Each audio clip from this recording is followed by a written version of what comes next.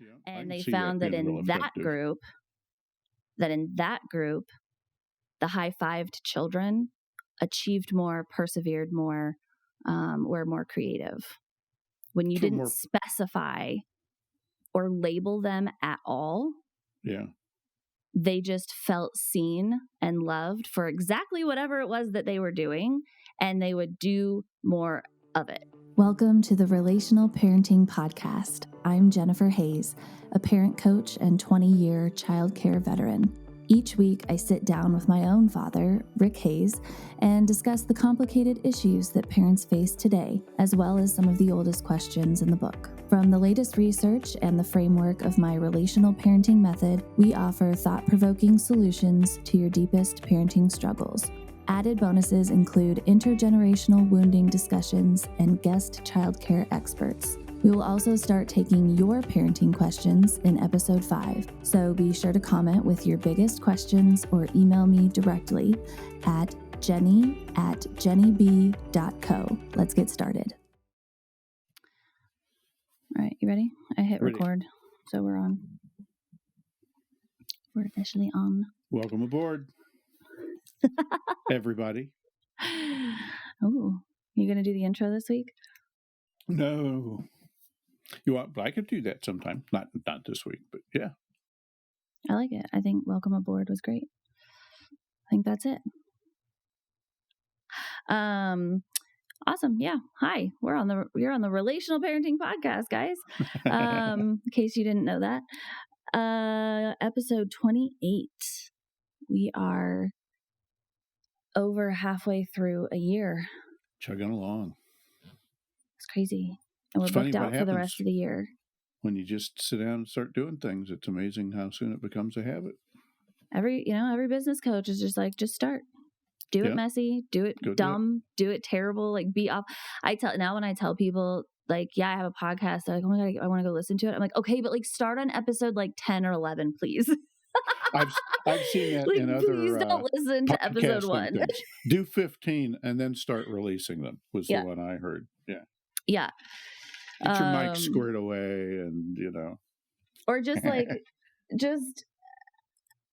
I don't like, just like the setup, the camera angle, that we're still not pros by any means, but we have a consistent look, and I feel like we just talk more smoothly and we're more comfortable and all of the things. And we've hit a little bit of a flow. I posted a couple days ago, like, I was like, wondering if the Relational Parenting Podcast is for you. And then I posted slides of like, I was like this, a peek inside a typical episode. And it was one that I created randomly. I hadn't really thought about it. It was just like, oh, I should do a post about like, if people haven't listened yet, like, here's what to expect. And we kind of started this, I have I jot down bullet points. I'm like, okay, this is what we're going to talk about this week. It's extremely random. There's, millions of topics on parenting and life skills and endless talking points. And so I just pick one every week that, either is coming up with questions from parents or is in the news or whatever. And I literally just jot down bullet points the night before, and I'm like, hey, go read these before we jump on camera. Yeah. And then we talk about it. Yeah, it's good to have an outline. You don't want it scripted, but we have a flow, like a very natural flow emerged. And so I was able to write that, like, we usually start by introducing our topic, and then we talk about our own experiences with that topic. And then we pull out all the different pieces of that topic, and then we offer solutions and mindset options and research and all of these things. And then there's usually some discussion or digging into like your parenting or our parent-child past, and having those like sometimes difficult conversations. And then we kind of wrap up, and I was like, along the way there's usually some kind of silly story or dad joke or ADHD tangent. But I was writing it and I was like, oh, like we started without a plan, but we very naturally hit a flow of in our episodes of like the way things normally go. And it was just kind of cool to see, because I was just I like the pieces where, there's some situation and I go, well, I remember handling a situation like that, like this in days of yore, and here's how I do it now. And then hearing your days side of yore. I feel like I'm getting up there. And then hearing your take on, well, okay, I've taken care of 100 kids or whatever, with broader experience, and hearing other better ideas. You're never done coming up with new ideas and trying to implement them, especially in the middle of a stressful situation. When you just want to grab them by the hair and say, "Come over here and sit down." It's like, use your words, right? So. Anyway, that's fun. Our topic today is praise. So the way that we praise our children sets them up for success or failure, and short term and long term. And the study that I want, there have been multiple studies, but they've taken children, very young children, and put them into two groups, and they've studied the effects of different kinds of praise on the two different groups. And the groups, group one was praised based on outcomes and achievements and goals met, and group two was praised on effort, hard work, perseverance, getting back up after a failure, creativity. So group two was all praised for all the steps along the way to the goal, and group one was only praised when they achieved a goal. And group one represents what we do to our children most of the time as adults who are well-intentioned and encouraging our kids to make goals and hit goals, and schools who want kids to get good grades and learn things. Like the intention is to encourage learning. But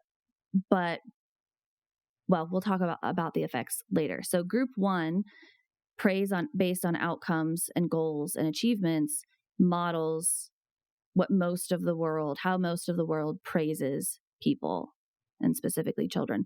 And group two models the encouragement of the mindset, which is much healthier and serves you better throughout your life. Long term is enjoying the journey, and what strengths that I do have, and learning along the way, and failing and getting back up and finding new ways to do things, and problem solving and persevering.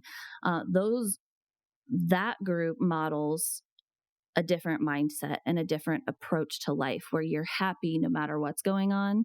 You're trying your best. Your worth is based on just you being a good human, and not on checking boxes that someone else decided makes you a good human, and things like that.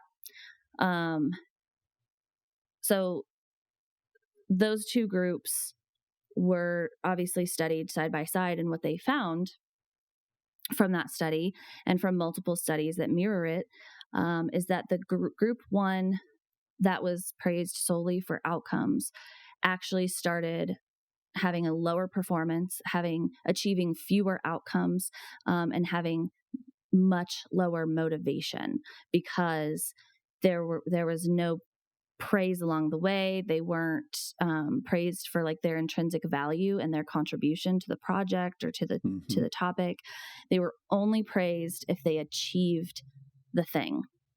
And so failure, their resilience to failure plummeted, because if they failed, they just fell apart because they didn't achieve the first time. They can no longer top their last achievement. So that would be discouraging.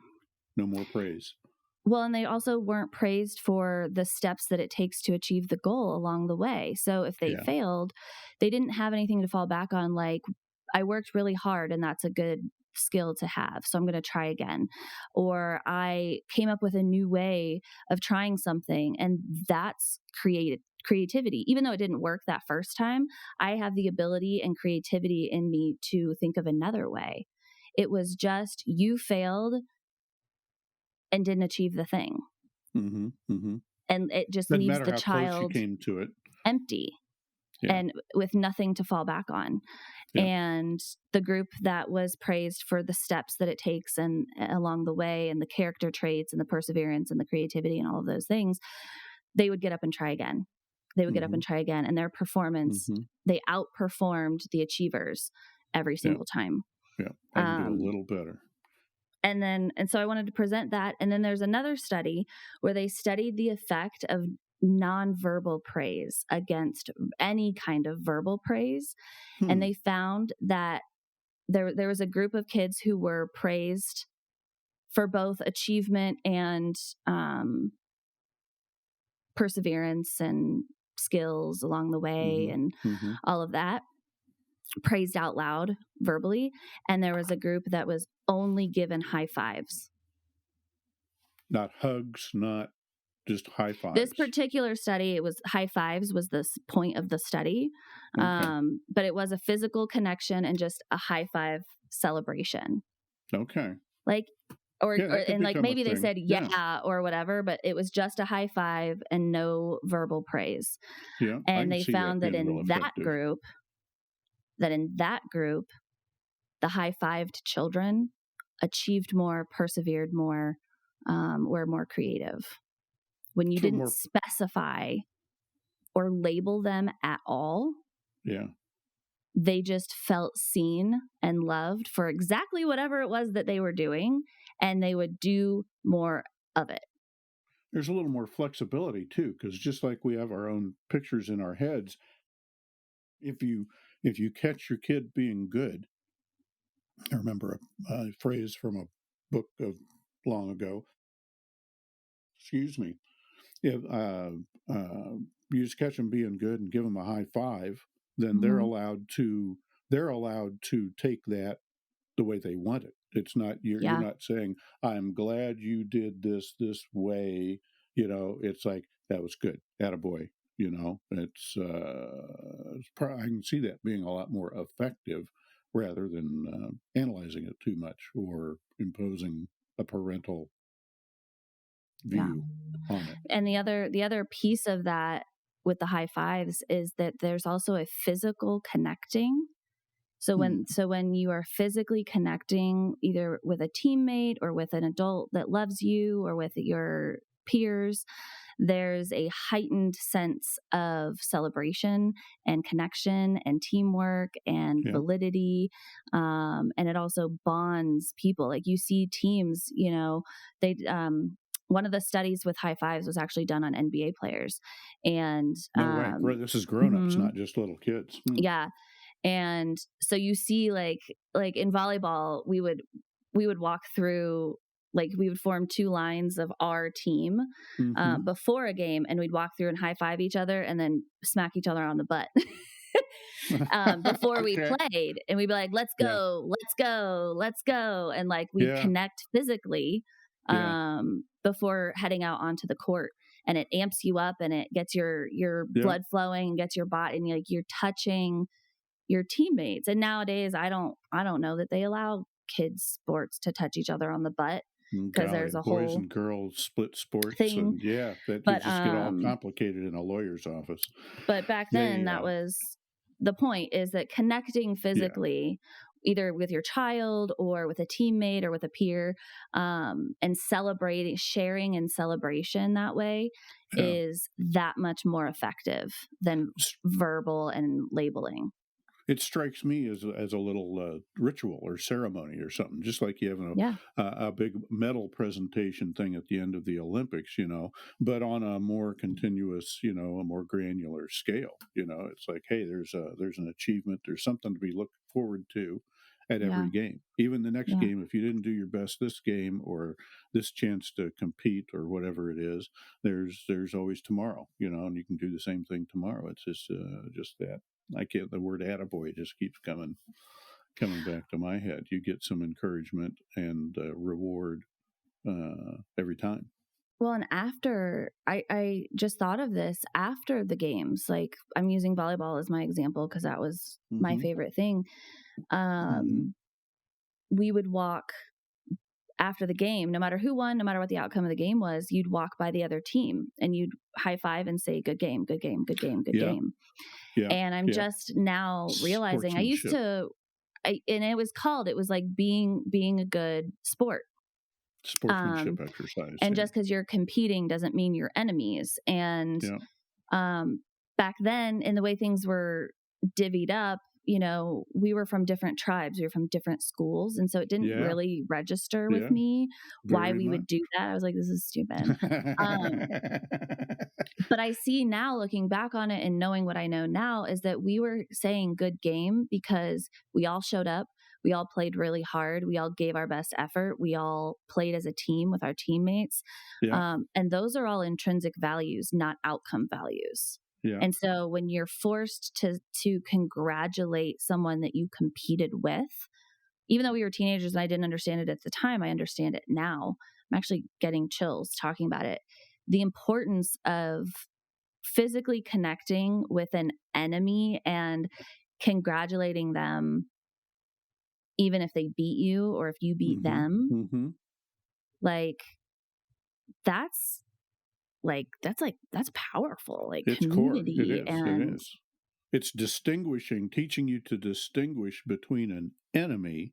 You know, this is yeah, life-threatening warfare, soldier, die or be, you know, kill or be killed, and competition, yeah. and the tribal team. It's like, well, he's chosen the red team, I've chosen the blue team, and so Now we must murder each other. let's see what happens without Ooh, having to that's murder anybody. political. You know, That's yeah, it political. is. We have Well, to, it's so. because we're on different teams, we have to hate each other. Don't even get me started on the, you know, when public figures start referring to competitors as enemies, that's bad news, baby. Yeah. Yeah. So, yeah. So I'm going to bring it back. We're going to not jump into politics Yeah, today. let's not light that fuse. We don't need to further polarize the nation. But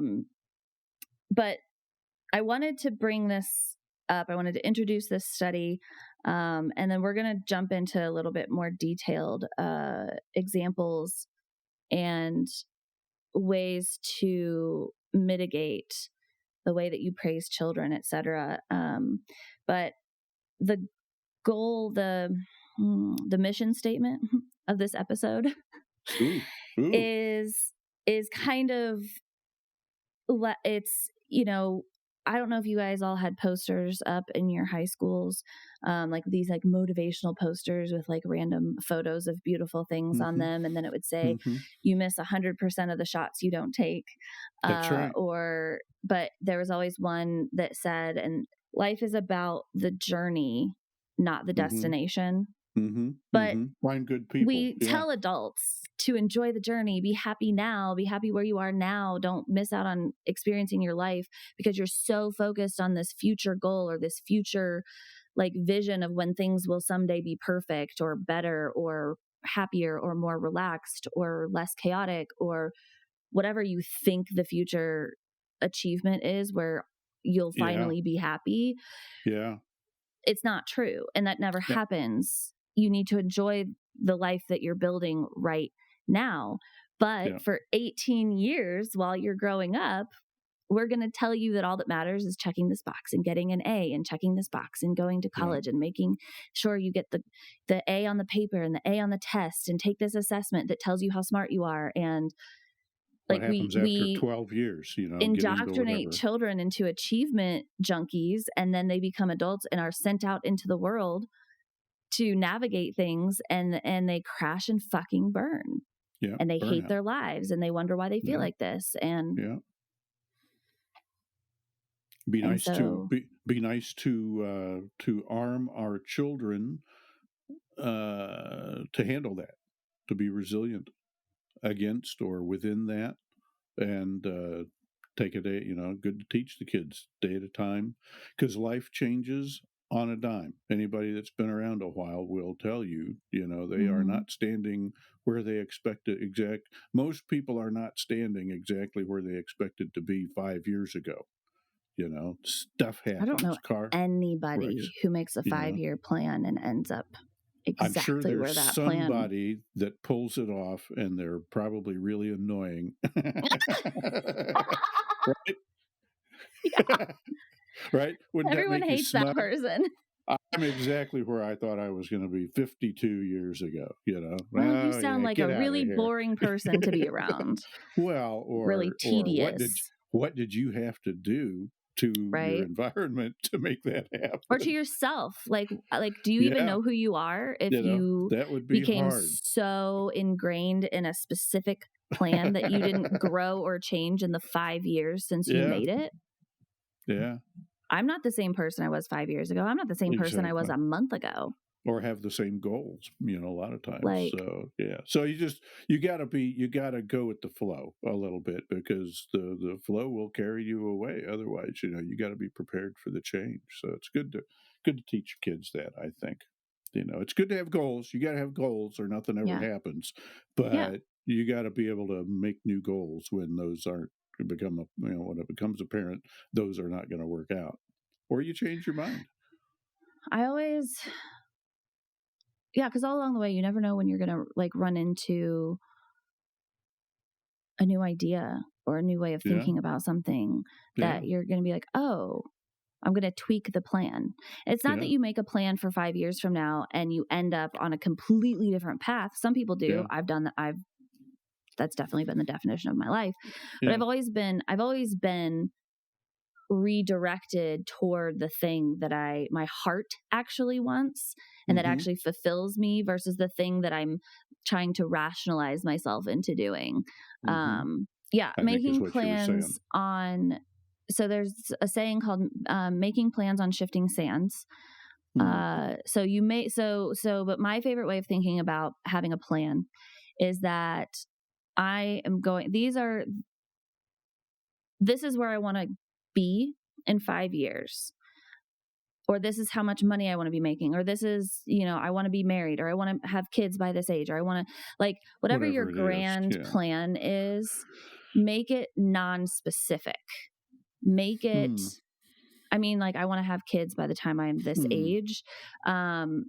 Feels specific, but the what's specific is, well, I want to start having kids at this age, so right now I have to take this step and it has to take this step and it has to be this step in order to get there, That's the when value in of a plan, reality, is you gotta work backwards and say, "Okay, what's my next step?" I gotta if I'm well, gonna get there.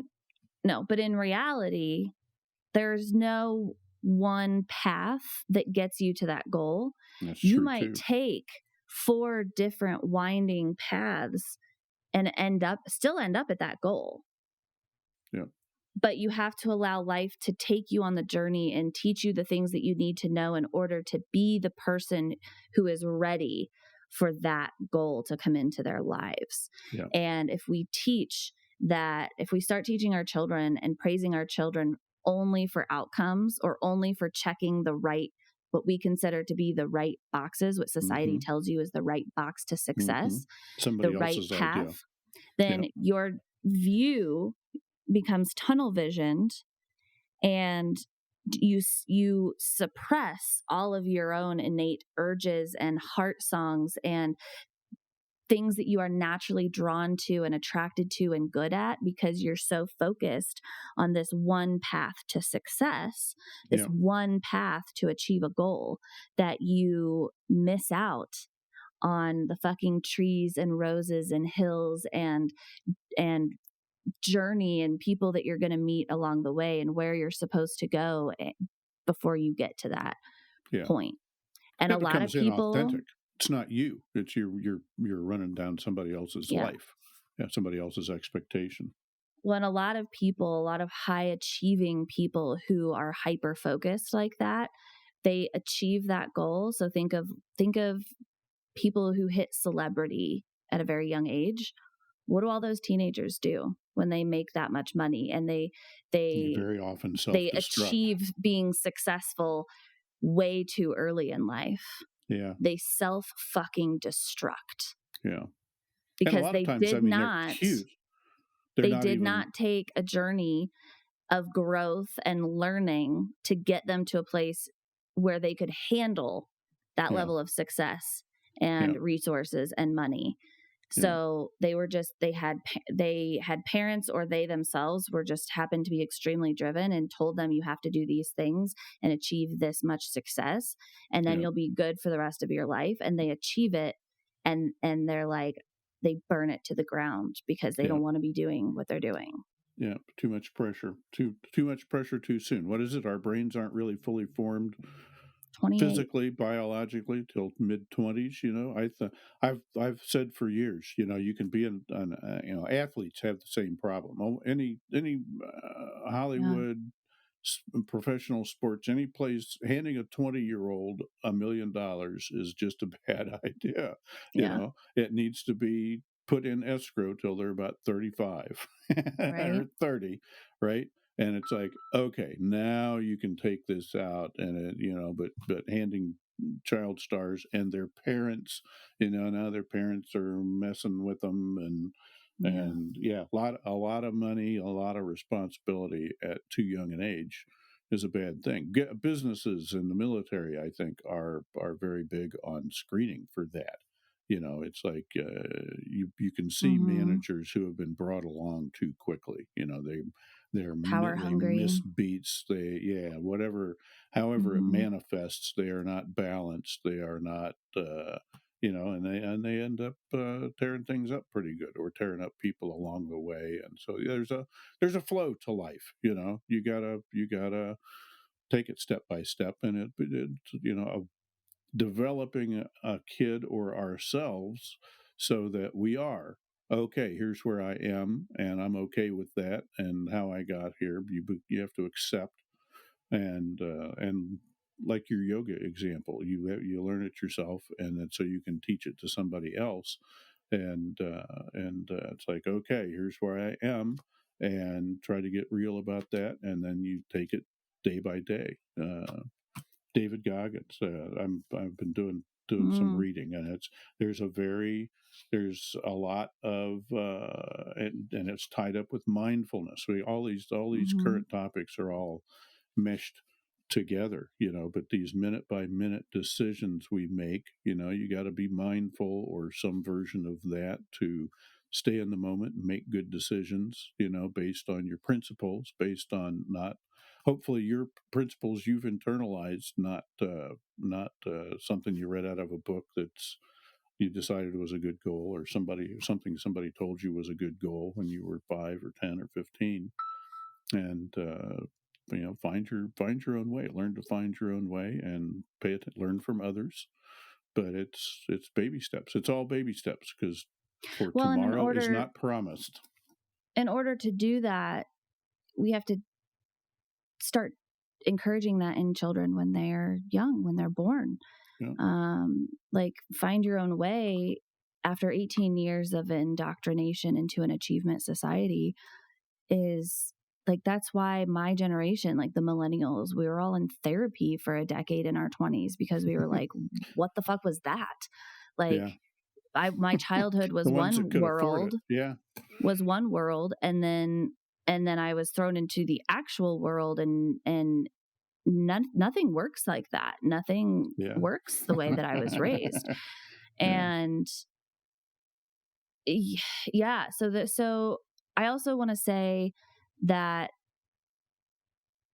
no one is telling you guys as parents to not encourage your children to make goals and value Oh, yeah. achievements and hitting goals.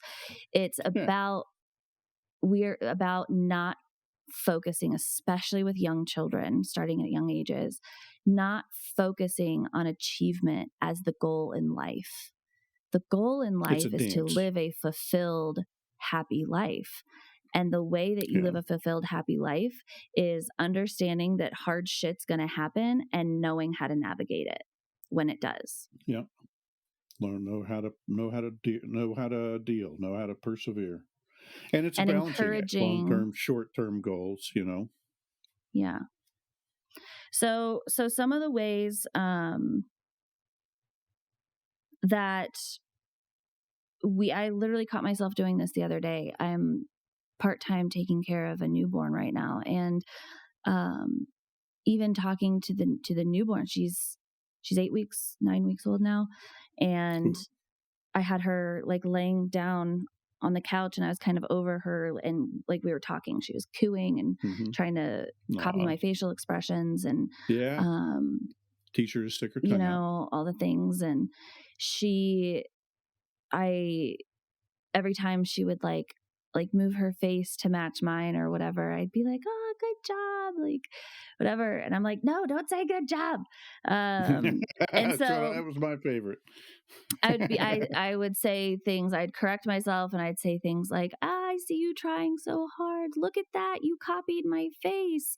Like, and expressing joy over what we were doing together and how fun it Mm-hmm. was versus Mm-hmm. you did the thing I was trying to get you to do. Yeah. Yeah. Here's a And it cookie. pleased me, and that's the goal, is to please me, your adult, your trusted adult. In other situations, a parent is often that one. Like, the goal is not to turn your children into people who just run around trying to please you or achieve the things you want them to achieve. The goal is to Mm-hmm. teach them, like, point out their intrinsic value. I see you working so hard on that. I see you using lots of colors. Or they show you a picture that they drew for you, and it's, scribbles or a rainbow or Mm-hmm. whatever. Mm-hmm. And Mm-hmm. instead of going, "Oh my God, it's so beautiful," and which is a judgment. It's a very nice, wonderful, loving judgment, but it's still a Mm-hmm. judgment. Mm-hmm. My favorite one to use is, "Oh my gosh, you drew that. What do you think?" And ask them, or how do you feel about it? Yeah. And instead of laying your reaction on top of it, no matter how lovely your reaction is, Hmm. allowing space for them to feel what they feel about it. Yeah. And just, yeah. So um there's something to be said. I mean, kids learn from parents, right? But the younger they are, probably the more they learn, faster they learn, and so they are. Sometimes kids are looking to parents for is this good? Is this bad? I disagree. You Not know, unless kids. they've been taught that this is good and this is bad. Well, I don't know. Little kids will run and fall and skin their knee, and they'll get up and they'll look at mom and dad. And if mom and dad are like, "Well, okay, go ahead, go play," then they go about their business. If mom and dad are like, "Whoa, hair on fire," then they start to cry. I mean, kids take cues from parents. They So take that what you were cues, saying but there, kids aren't yeah, black and white. Kids don't know what good and bad is when they're that yeah, young. They're yeah, looking, so maybe I'm being particular about your vocabulary, but you said kids look to yeah, mom and dad for what's good or bad. Kids yeah, look to yeah, mom and dad simply for validation or wondering what the hell just happened to me. And they pull exactly. out good and bad based on our reaction. If Yeah, we I'm not give a talking about bad like evil. Yeah, good or bad, I know that you're not. I'm like, okay. still, like, kids aren't looking to mom and dad going, "Was that a good or a bad thing?" They're just looking to see what your reaction is so that they know what happened. It's What's a reasonable neutral. reaction? Yeah, It's neutral. And when a parent stays neutral, the child is allowed to then tune into themselves and go, "Yeah, no, exactly. that hurts and I'm going to cry," or Yeah, "That was scary and I need to release it, so I'm going to cry," yeah. or "Oh, Or it doesn't like hurt that bad, and that was like, whoa," and like, "Okay, but I'm okay and I'm going to run and play." If mom and yeah, dad remain neutral, there's no the world doesn't become black and white for a child, because the world itself is not black and white. It's not good or bad. yeah, It just shades of gray. is. Yeah, The defining and judging of good and bad and black and white thinking is what we um, put on to children. Yep. based on our perceptions and our experiences and our Mo childhoods and moral all of judgments, that. yeah, other authorities, what yeah, yeah, gets complicated. Yeah. Um, go ahead. No, that's I just wanted to hear you speak to that because that's as you were saying that, I'm like, "Well, what about this?" And what strikes me about all this is there's so much nuance in the whole Right. thing, every little judgment. It's, complicated to write it down and explain it Yeah. fully.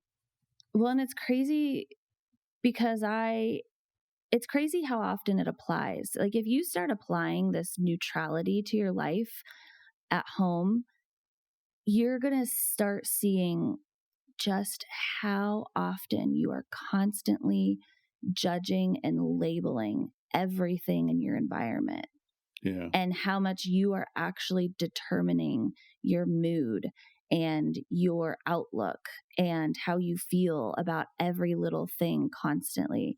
And very if true, you very true. stop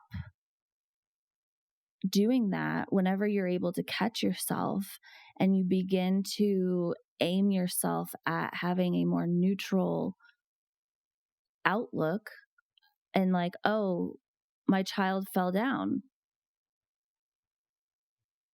It's not the end of the world. Like they didn't smash their head open and Let's see it's an how that works out. emergency. Yeah, Just yeah. just watch them. Just make eye contact.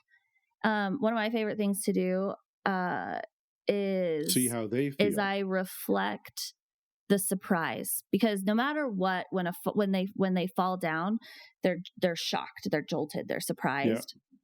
And yeah. so when a child falls, and they'll fall and I'll just go, "Whoa."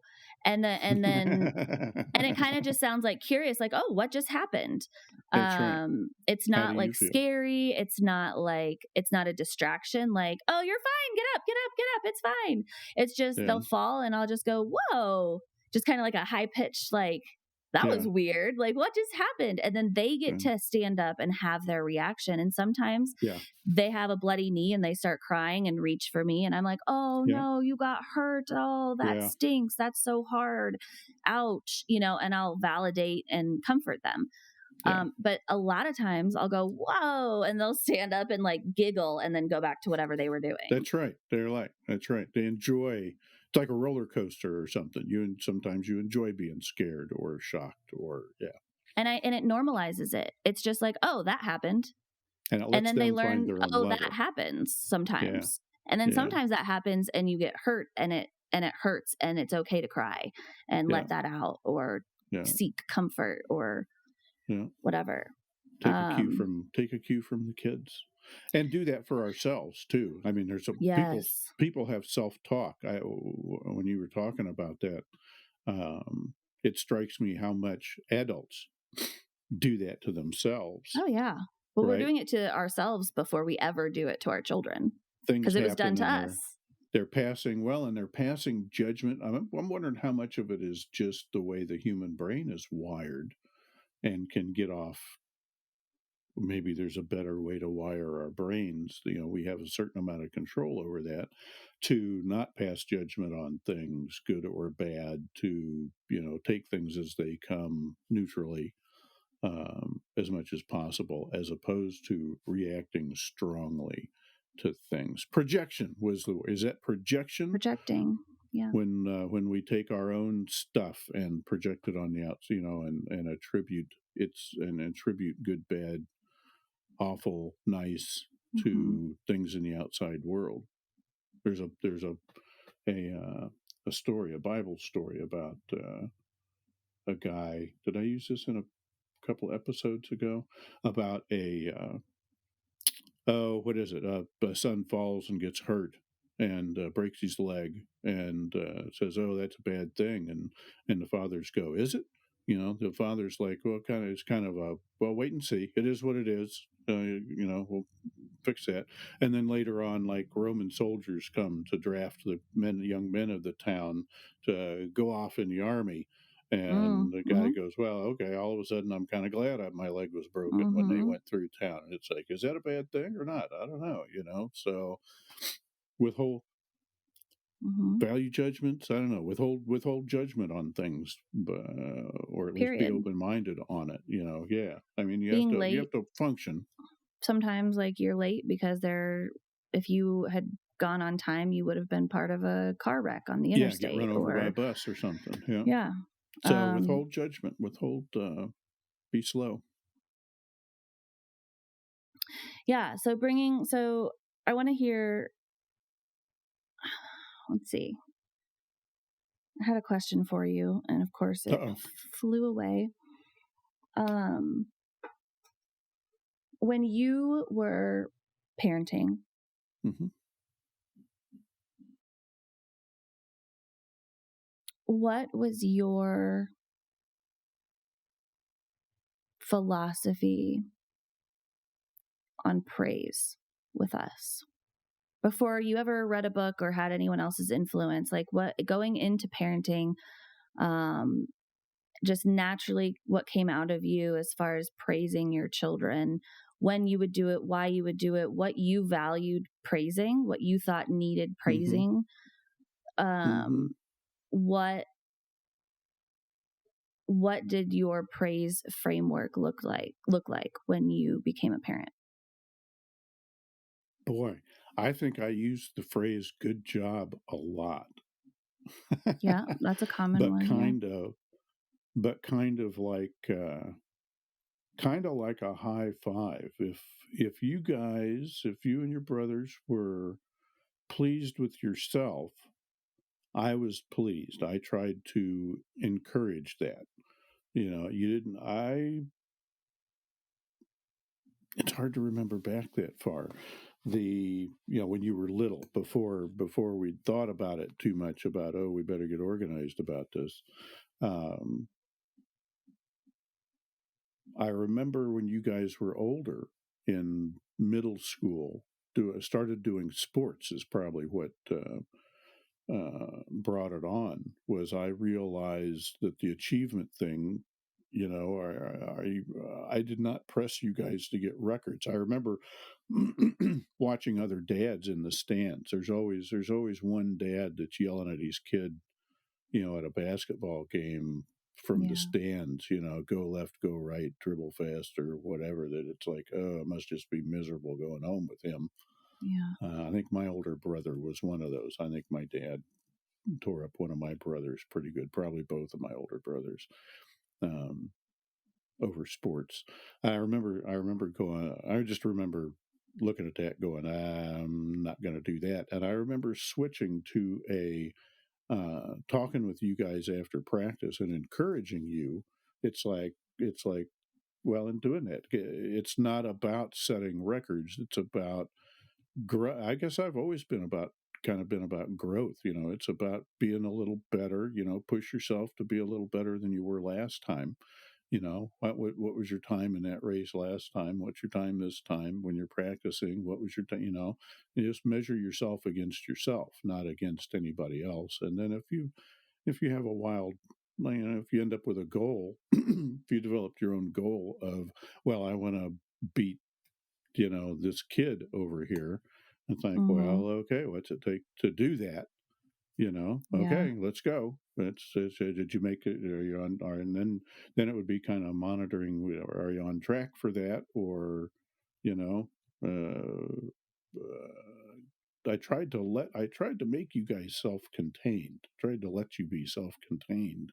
I go back to walking and sitting still in church and school grades and stuff. Yeah. um, I don't remember ever pressing for straight A's or perfect behavior. It's just like, um, Yeah. trying to, but it had probably had more to do with being good at getting along, going along, being part of a tribe, being useful. I'm kind of a Yeah. utilitarian, or a pragmatist that way.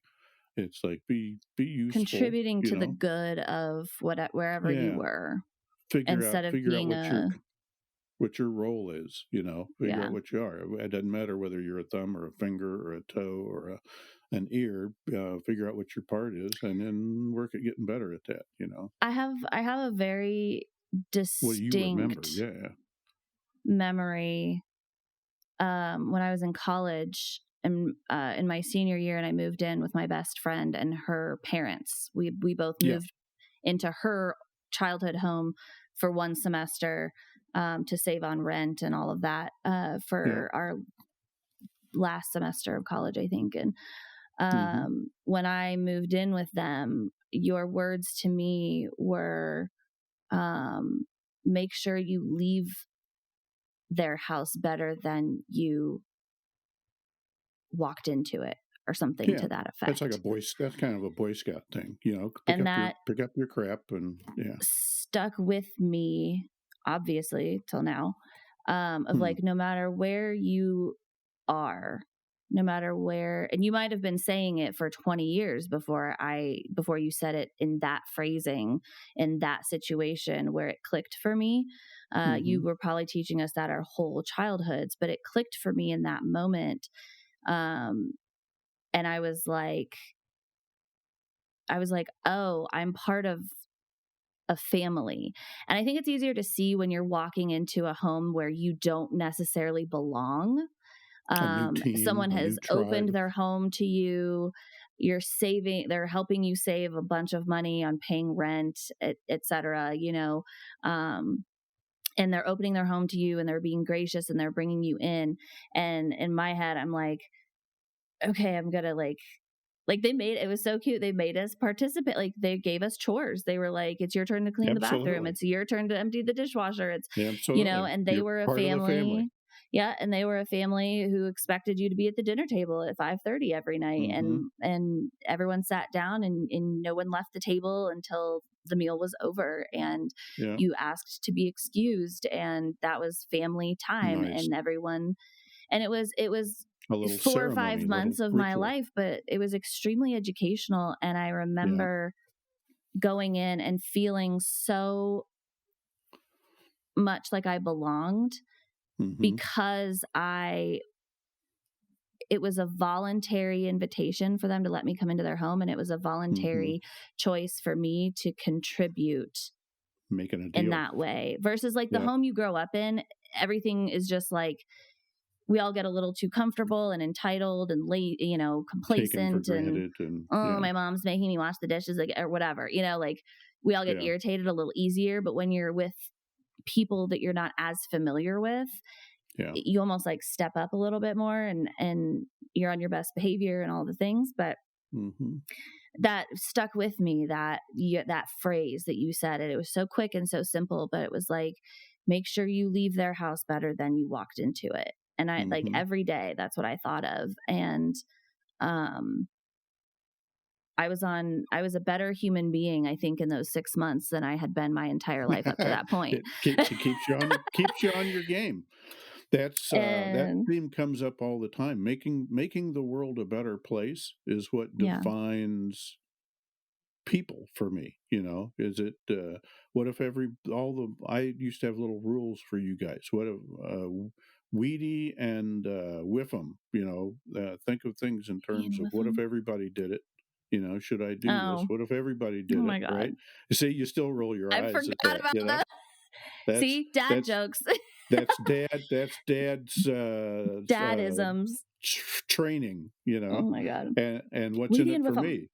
A lot of people, they'll do things you don't understand, and it's like, well, what's in it? What are they getting out of it? What's in it for them? What's in it for me?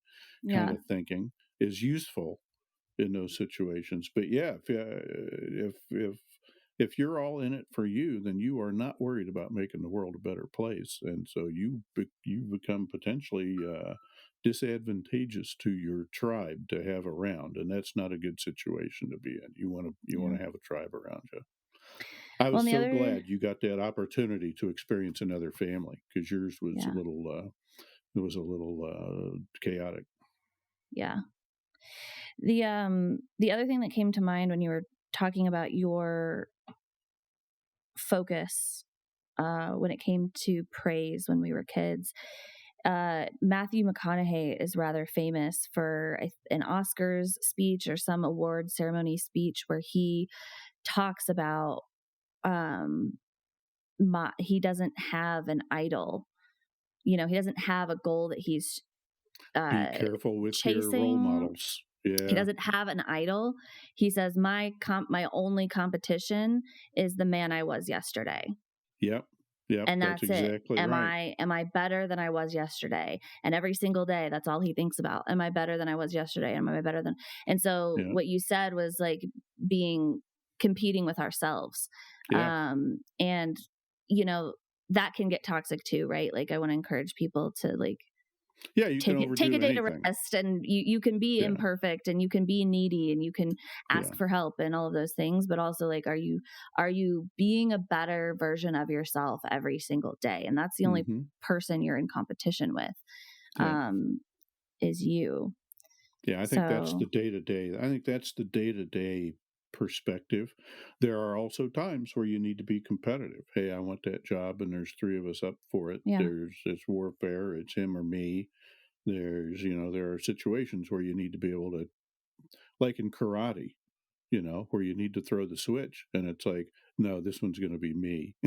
yeah, I am going to take you down.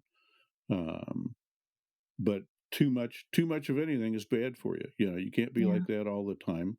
I think a healthier way to be is day at a time. Who was I yesterday? I like that. I did not realize I shared values like that with Matthew McConaughey. I'm careful of idolizing movie stars, but that sounds like a pretty good attitude. I'll have to well, we don't need to read his idolize book. him. It was just an example of a Yeah, way that he phrased what you were talking about in a very simplified way that is easy to remember. yeah, yeah. Um, Be better today than you were yesterday. The man you were yeah. yesterday, person you were yesterday. I So like that. bringing all of that back to the way that we praise our children so that they grow up with this mindset of Teach it to them. You not got to being in teach it. competition with every single person around them, of not constantly having to people please for the adults in their life, but that the adults, the trusted adults that they are in the care of, love them for who they are, and they are worthy, regardless of their achievements, of love Hmm. and Hmm. acceptance and good things. They're worthy of our eyes lighting up and celebrating them just because they're here, just Yeah, because they exist, yeah, just because of their innate goodness. Um, and so I wanted to offer a few examples of phrases. I know that we've offered some along the way, but I just want to go through and offer some examples of phrasing for different situations and whatnot that people can write down or practice, or listen to this recording, and pause it and write these down.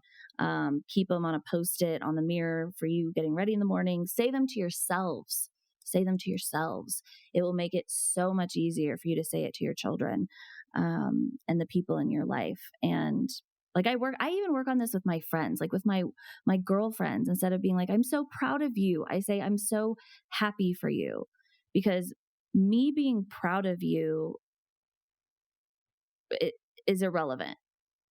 You're not here to make me proud.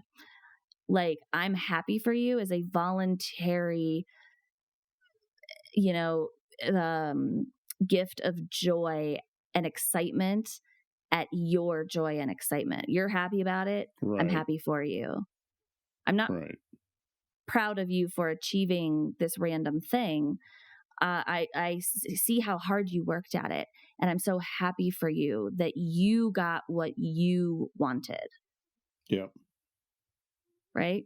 So yep. anyway, I so agree. I'm just gonna read through these as tangible takeaways for our audience. So, um, you worked so hard.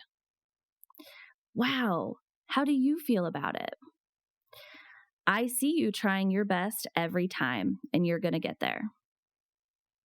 I believe in you no matter what happens. You are so creative. I am so impressed by you.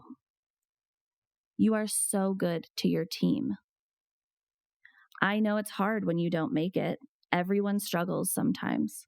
You are strong and brave. Are you ready to try again, or do you want to take a break? So those are just, or I'm happy for you. The one that I just gave that I use for my friends, like I'm happy for you when your child tells you they did something and they are outwardly excited about it. I'm so Yeah, happy for proud of you. themselves, You seem so happy pleased with. and proud of yourself. You worked so hard on that. I'm so happy for you. Yeah, Instead of saying, I'm proud of you, which makes it about them pleasing you. that's right. Instead of, That's right. aren't you so proud of yourself? You worked so hard on that. I'm That's so right. happy for you. It's funny that little changes we make that create different results, Yeah. you know? And this goes back to intrinsic motivation. So the long-term results from providing praise or celebration of your children around everyday things, not just around their achievements or around the journey to the achievement, or even around, I even put on here, celebrate the failures. Draw the picture for your children that there's this great picture that I love. And it's a drawing of a staircase going nowhere. It's just like, Mm-hmm. Mm-hmm. whatever. And then the top is success or achievement or the goal. Whatever your But goal is, yeah. every single step is labeled failure, failure, failure, failure. Because each failure is another building block to build the staircase to where you're going. And Yeah, so when we fall into failure, or we're so disappointed in our kid every time they fail, or we make failure this terrible thing and it needs to be overcome, and just keep your eye on the success and keep, like, no matter what, that's all that matters is achieving that goal. It's like there are lots of things that we start and we fail 100 times before we hit the goal. Or yeah, there are things that we start because we think we want that goal. And after 5 or 6 failures, we're like, you know what? This actually isn't worth it to me. And I actually want to go do this thing. yep, And there's also this thing in our society where changing your mind is like a crime. yeah. Oh, that they don't stick to anything. They don't know what Learning they want. something, yeah, It's like nobody knows what they want all of the yeah, time. The point is to learn what you want and to learn what yeah, you don't want along the way. yeah. And even if you start a journey and you get 3 steps down it, you learn what was on those 3 steps, and that's enough to say, oh yeah, I don't Yeah. want that anymore. Yeah. So you go from there. Life is a Yeah. branching tree. That's And, experience. yeah, exactly. That's a good definition of experience. Oh, nope, Yep. I don't want to go any further down that path. Yep. Yeah, I think I want failures this are to be thing. learned from. Yep. There's a couple of business models on that where you have to leave room for people to fail. You can't penalize, and even in a business, Mm-hmm. which is pretty cold hard cash oriented, you have to leave room for people to fail. Otherwise, your innovation and everything goes away. Nobody. It's all based on don't make a mistake. Yeah. Which is human nature. That's not fair. A Don't misstep, teach your no misstep. kids Yeah, to reach for perfection because it's not real. It doesn't exist. And if yeah, we teach our children to reach for that, then like you're going to have a really miserable adult child when they go yeah. out into the world Or with a because they're lot more to going, learn when they get on their own. yeah. But like so we need to normalize failure. We need to normalize making mistakes. And of course, we're going to also normalize learning from those mistakes. Like, and when I say celebrate failure, I don't mean like don't keep pushing your kid to reach their goals. I mean, Yeah, go, oh my gosh, you fell? All right, what did we learn? What are we not going to do next time? How are we, like, can yeah, you think of another way to do that? yeah, I'm here for you. Like, if you want my input, I'm here to help you think through that. Like, otherwise, I believe in you. I know how creative you are, and I know that you're going to solve this problem. yeah. And if you Well, we don't know that solve this doesn't work problem, now. yeah, and Yeah, decide that that's not your goal anymore, that's okay too. yeah, Um, you choose perseverance or you choose to let it go. And that doesn't mean you're giving up. That doesn't mean that you don't know what you want out of life. It means I've tried this thing and I've decided it's not for me. Hmm. That can be a It's like teaching that. moment too. Go ahead. Yeah. Go ahead. The kid comes home from school and they're frustrated. They're not successfully dealing with a friend or a challenge or a bully or Hmm. something like that. You can get them to talk about, well, so what'd you do? And I said, well, how'd that work out? And you can kind of teach them to think through. Hmm. Yeah, okay, I went and yelled and screamed at them, and they didn't react too well to that. Okay, well, we can check that off the list of things to try Yeah. next time. Okay, one less thing to try. What do you want to do next? Yeah. And it's coaching. That's not teaching your kids, avoiding teaching your kids things they're going to have to unlearn later anyway. Seems like a productive way to look at it as far as you can. And it's long-term life skills. We're not, Yeah. instead of trying to force our children into behaving, or there's only one pathway to success, or getting embarrassed if our kid acts out in church or whatever. There's not a person sitting in that church who does not understand a child not being able to sit still. Like, there's no this need for this it's either this or that. They're either behaving or they're not, and they're going to listen to me, or they're going to obey, or they're going to Yeah. whatever. Yeah. There's Compliant. The real world doesn't work that way. And so why are we raising our children to think like this? Like, do you know how hard it is to undo the first 18 years of your life? Oh, call it impossible. Yeah. That some of it is you're never gonna. That's why Your mind so will many never people have change. said, "Give me your child till he's 10, and I'll have him for life." Yeah. That's when you mold the breed. Yeah. Yeah. The rest of it's unlearning and relearning. Yeah. I sure at church, you stand in the back and see if anybody needs anything. And recently, we've had more we're getting more kids, and when the kids are yelling and screaming or something, it's pretty casual. It makes me laugh because I Yeah. remember being in church with you Yeah. guys trying to get 2 and 3-year-olds to sit still through a church service, and the little old ladies helping, and Yeah. tickling your wrists, and Yeah. trying to get you to do things you're not designed to do at that Right. point. Like at 3, who is that's the other thing. That's the other piece of it, is like, stop having unrealistic developmental expectations Yeah, of yeah, 3-year-olds. 3-year-olds yeah. aren't meant to Now it sit just makes still me for laugh. 45 minutes. They're not making that much noise. It seems like it when you're sitting next to them, but they're not. Yeah. The preachers are used to that. Right.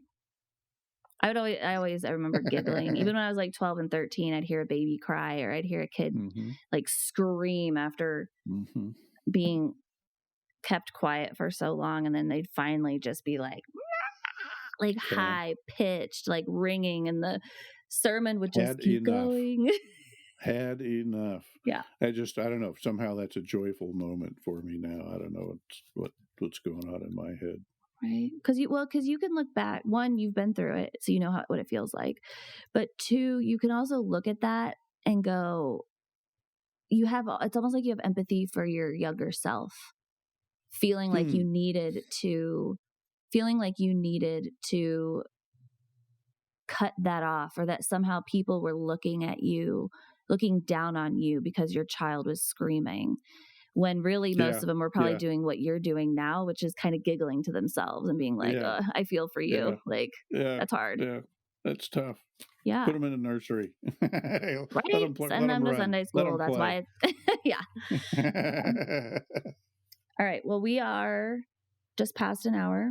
So do you have any like final thoughts or anything? Any concluding thoughts on our topic of I don't praising? think so. I think I interrupted enough. I got everything out. It is a learning. I love these talks we have.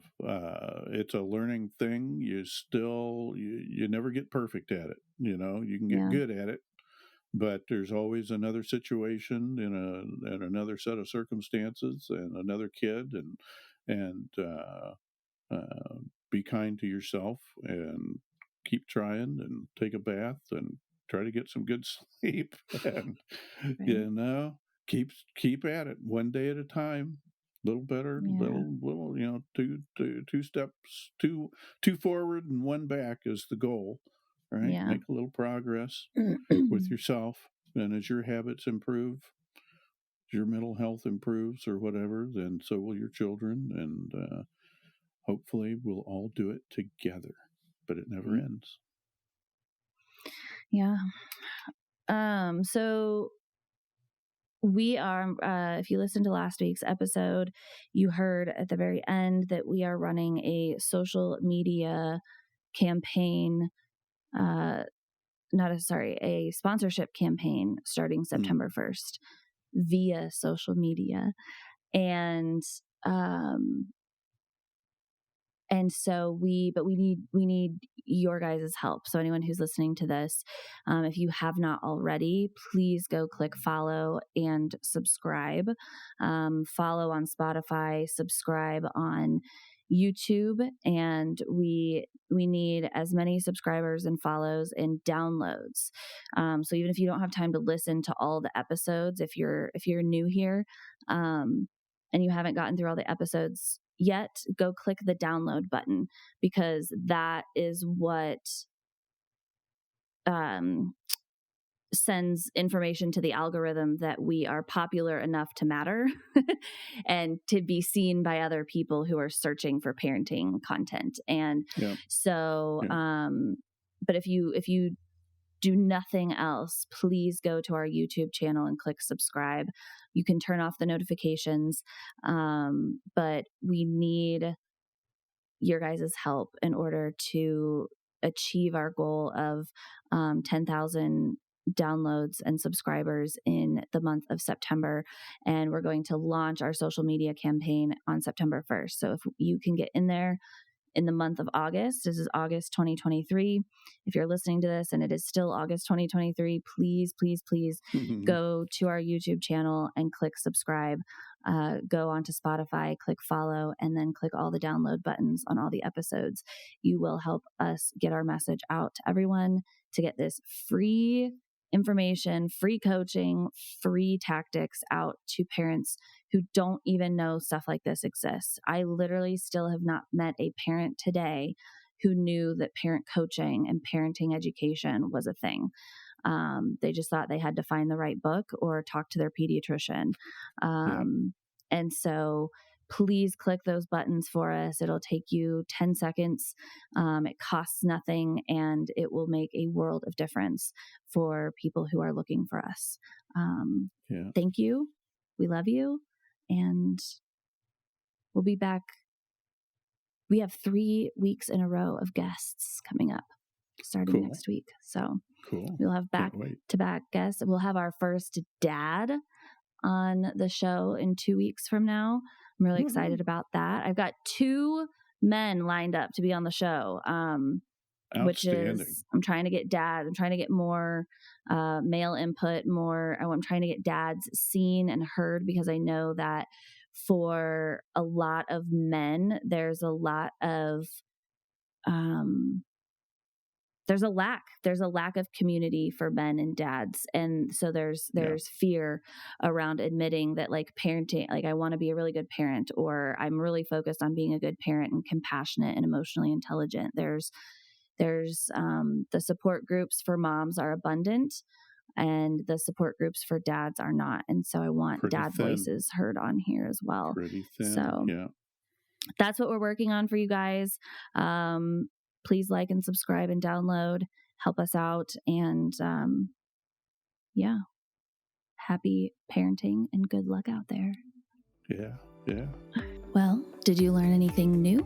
Or have you heard all of this before? Do you agree with us, disagree with us, have a question? We want to see you in our inbox or via the Patreon page in the show notes. Tap on either link to send us your feedback, share your own parenting story, or support our mission of providing a connected community for all parents. And don't forget to hit subscribe so you never miss an episode. If you loved this episode, click on that little star and give us 5 of them so we can get visible to other parents who are looking for us. This is your weekly reminder. Parents, you already have everything you need inside of you. You are a strong, loving, capable parent. And here You are never alone. I'll see you next week.